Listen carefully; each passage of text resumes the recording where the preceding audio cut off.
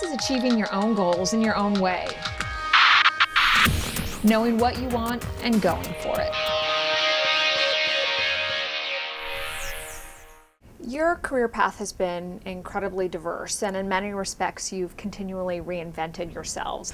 What was the hardest career move for you to make? I think the hardest one that felt the riskiest was going to Google. So it was 2001, and the tech bubble had burst, and Google was a consumer internet company with 200 people. And while no one admits this now, lots of people I really respected and looked up to as mentors, said to me, "You can't go to Google, that's a tech company, go be an investment banker." But I really wanted to work in the tech sector, and I really wanted to work at an operating company.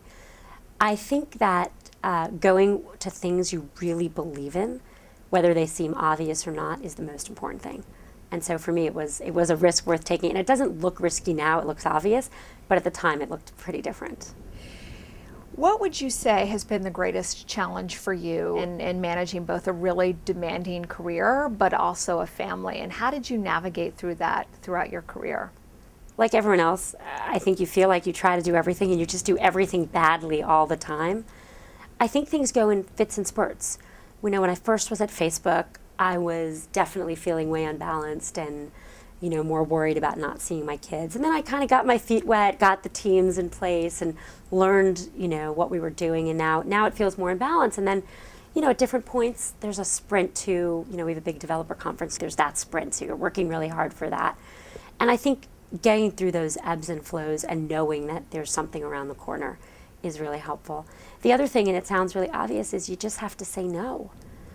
I had this woman who I didn't know call me, and she called out of the blue, and she kind of said, "Can you have coffee with me once a month to support my career?" And I would love to have coffee with her once a month to support her career, but I can't do that for everyone, and so you have to do it more occasionally. Even the things you'd really love to do, you can't do as much as you'd want. You've had a career that's also involved deep political connections, having worked at the World Bank and serving as Larry Summers' chief of staff during the Clinton administration.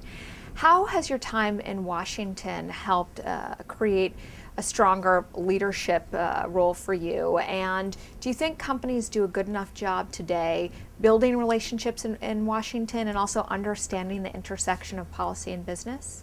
For me, the time in Washington was really important because those were really my formative years in the workforce.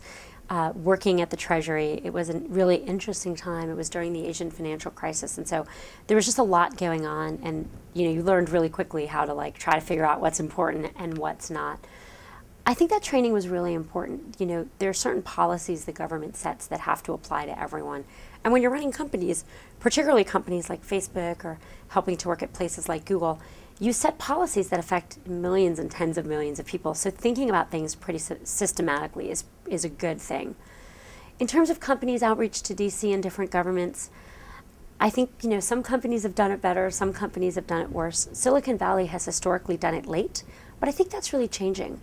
I think you see a lot of people now who are in the tech community who are deeply engaged with the world around them, not just in the Silicon Valley area. And I think that's a change for the better.